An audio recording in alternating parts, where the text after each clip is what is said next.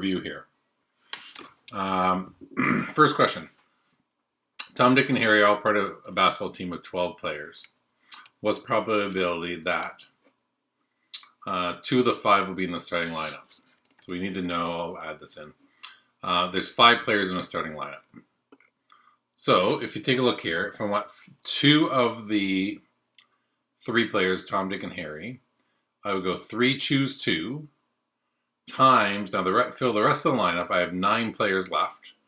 So 9 choose 3, all divided by 12 choose 5. And you'll get 31%. Now if I don't want any of those players in the starting lineup, I would just do 9 choose 5, leaving those 3 players out, which would be 9 choose 5 over all my options of 12 choose 5. Okay, next one. The probability that on a 5-card poker hand you get a pair. So to get a pair, oh, I'm realizing this is mistaken. That should say 4 choose 2. Okay, that will get you a pair. So of any 4 cards, as in 4 2s, 4 3s, 4 4s, and so on and so forth, 4 choose 2 will get you a pair. Okay, then we don't know what pair we want, so it's going to be times 13 because we can get 13 different pairs, whether it's 2s, 3s, 4s, all the way up to aces. And to fill out the rest, it's 48 choose 3. Okay, I'll fix this up after. Now, all of the same suit. Okay, so there's 13 cards in a suit. So it's going to be 13 choose 5. And then there's 4 suits, so we can do it 4 different ways. So we're going to times it by 4. And then we're going to go 52 choose 5 underneath. Okay, so that's going to be for the same suit. Now, for 2 aces, it's going to be 4 choose 2, because I know I want aces. And we don't have to times by anything because we want aces, times 48 choose 2. Choose 3, sorry, to clear out my hand, and then 52 choose 5, which is going to leave us 3.9%. So next one here, Mr. O wants 3 more kids, 2 boys, and then a girl. Okay. So 2 boys and a girl. I switch with these numbers. So this would mean I could use a random number generator and make 1s and 2s. I'm looking for a 3-digit number, or like 3 in a row, where 1 stands for girls, 2 stands for boys. So I'd make the numbers and I'd count every 221 as a success. Anything that isn't 221, let's say I got a 112 or a 212, anything like that is going to be a non-success because that would be girl, girl, boy. Or I want boy, boy, girl. Or I could get 3 coins and flip them in succession. So flip one, then the other, then the third. Head would be head for girls, tails for boys. And I'd be looking for all the sequences that were tails, tails, heads. Okay? And we do sequences of 3. This would be a success, anything else would not be. So, next. The probability that Aiden will get a hit during his first at-bat is 340. Probability that he will get a hit in his second at-bat, given that I got a hit in the first at-bat, is 300. What is the probability he will get a hit in his first at-bat and his second at-bat? So since we're using given, we're going to be using one of our given formulas. And this time we're looking for probability of A and B. Okay, so the probability of, if I were writing this out, I might write like this. As in the probability of hit 2, I'll just write A in there since I can't make that symbol, and hit 1. Right? So it would be the probability of getting a hit in hit 1 times the probability of getting a hit on hit 2,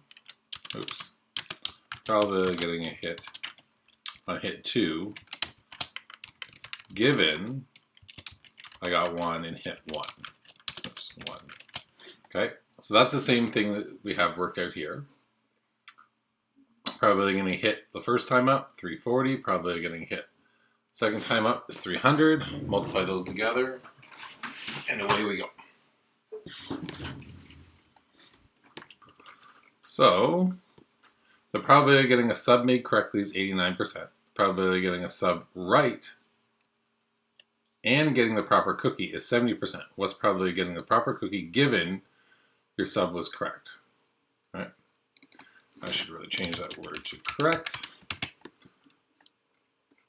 So here we're using the given form again. Now this is the sub and the cookie is correct, which is 70%. And the probability your sub is correct, which is 89%. During last 10 weekends, you watched 7 movies and not watched movies on 3 Saturdays nights.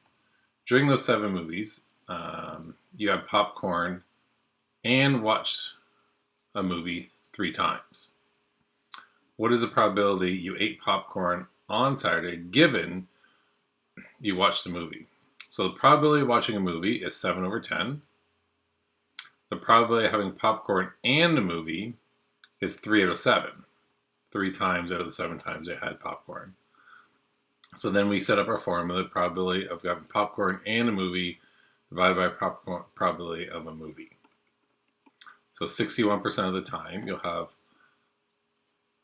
61% of the time you have popcorn given you're watching a movie.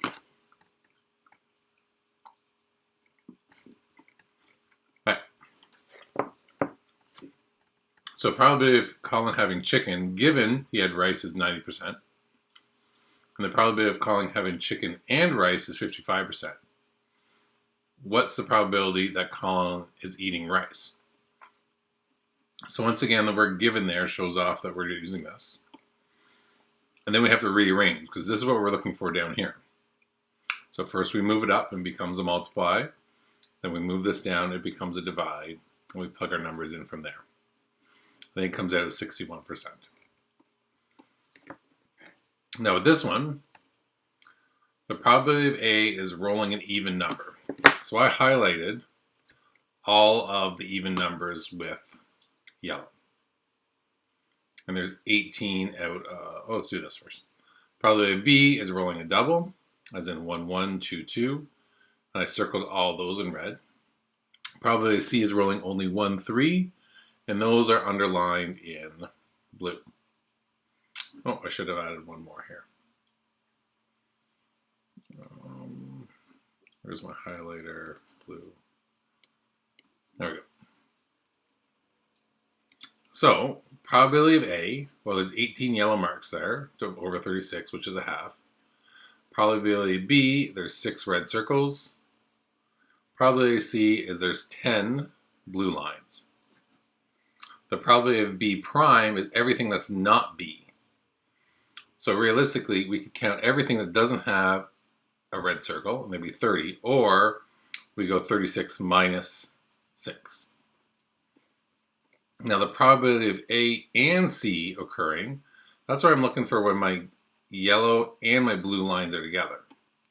So my yellow and blue lines are together here at the 4, here at the 8, here at the 4, and here at that 8.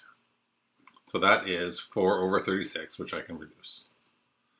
Now the probability of A or B, if we look at the OR formula, it's probability of A plus the probability of B minus the probability of A and B. And A and B is where the circle and the yellow is. So we have 18 over 36 plus 6 over 36 minus the crossover, which just happens to be all this, 6 over 36. So we're back to a half. Now this is the probability of A or C. So same idea, same OR formula. Probability of A plus the probability of C minus the probability of A and C. Now A and C occur, we already did it up here. That's 4 over 36, and we're just plugging in our numbers. And working from there. Now this one, probability of A given C, we'd use our formula of probability of A and C divided by probability. Oh, I did that one wrong. That should be the probability of C. So that is going to be, what's my probability of C? 10 over 36. 10 over 36, but beautiful. Using my mouse here. Let's do some math here. So 4 divided by 36 equals that. And 10 divided by 36 equals that. So if we go 0.1111 divided by 0.2778 equals 39%. So we're looking at 39, well actually 40% by the time we round.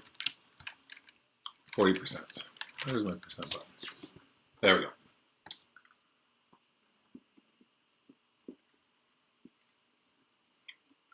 Okay. The probability of Tanner talking about math in class is 20%. The probability that Tanner talks about basketball is 80%. The probability of Tanner talking to someone about math and talking basketball is 10%. What is the probability Tanner talks about math or talks about basketball? So this is where we use our OR formula.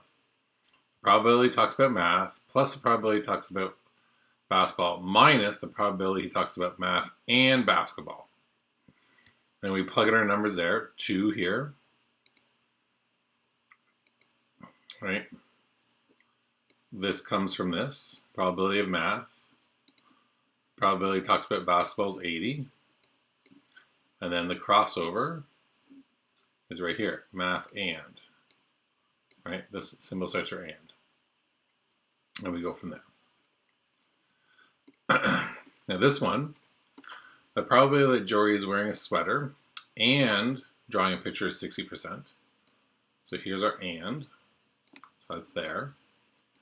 Then we have the probability that he is drawing a picture or is 40%, so that's there.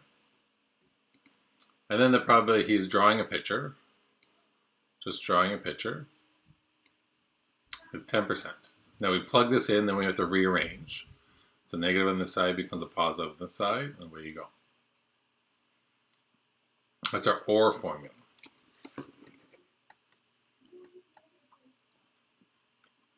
Now Courtney flips a coin, then rolls a dice, then spins a spinner with 10 options. What's the probability she gets a head on the coin and gets a 5 or 6 on the dice and the spinner? So the black one here is the probability she gets a head, which is 1 out of 2.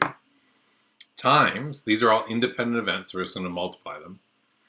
Times the probability that she gets a 5 or 6 on dice. Well, 5 or 6 is 2 over 6. And a 5 or 6 on the spinner, which would be 2 over 10. We multiply that through, and we get such, and we reduce it. Okay, so what's the probability that the sum of 2 dice will be greater than 9? So I went through and I highlighted every number that was greater than 9. That one too.